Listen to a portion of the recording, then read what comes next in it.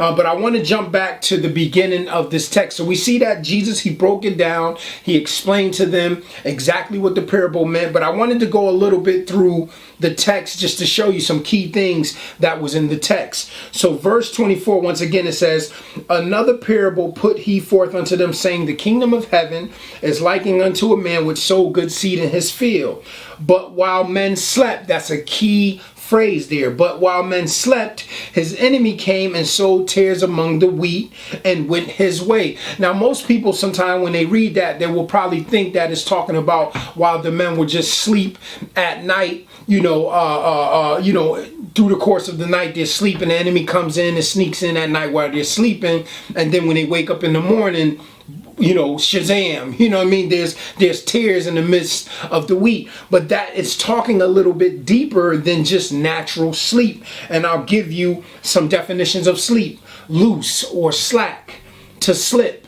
The word loose is irresponsible. The word slack is relaxed, careless, or negligent. So it's not really talking about a literal sleep here. It's talking about a spiritually sleep, to be loose or irresponsible. And what's funny about one of the definitions to slip, it makes me think about when I used to hang in the streets and run the streets and was in and out of jail and selling drugs. And some of you know my testimony. It was funny that one of the phrases we would use in the streets were, don't get caught slipping. In other words, we were saying, listen, you need to be on point at all times, whether it be from other criminals or thugs or whether it be from the police, because we know that we're out here doing wrong and they're going to lock us up if we get caught. So it's funny that that was a phrase that was used, when I used to be out there running, don't get caught slipping. But here it is not talking about a natural sleep.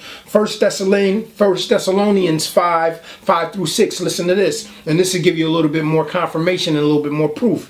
Ye are all the children of light and the children of the day. So he says, you are the children of light, those of you that are saved, and the children of the day.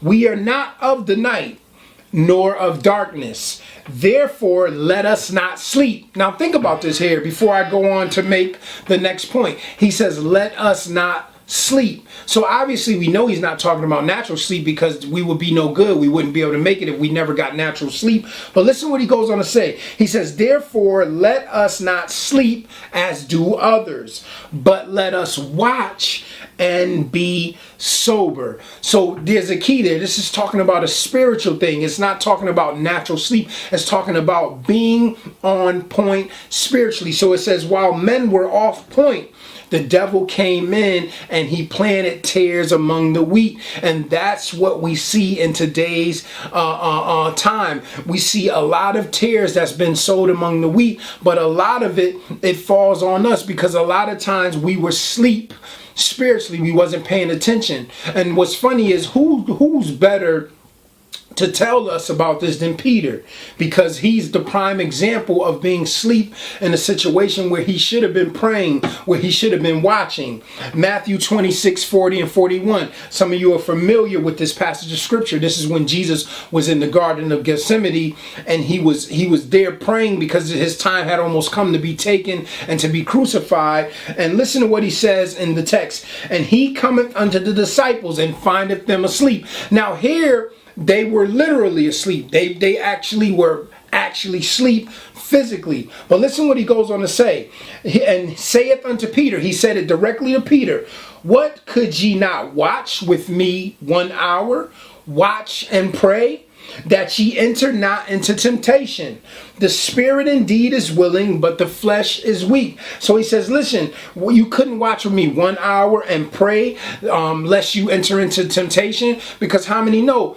Later on in that situation, they were going to come and get Jesus, and what ends up happening? Peter gets upset. He gets all crazy. He cuts off a man's ear. Why?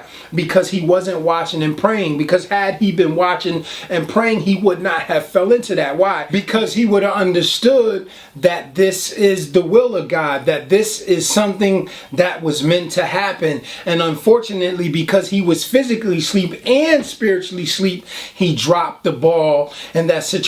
But all glory be to God that God's will be done, no matter whether we find ourselves messing up in the midst of it or not. God is still going to make sure that his will be done, because how many know, even though Peter, he tripped out right there and cut the man's ear off. Jesus put the man's ear back on. He explained to Peter, listen, those that are going to live by the sword, they will also die by the sword. We know that Peter later on eventually denies Jesus and backslides and go back to his old life. But guess what? God restored him and still was able to bring him to the place where he needed to be and was supposed to be to fulfill his purpose.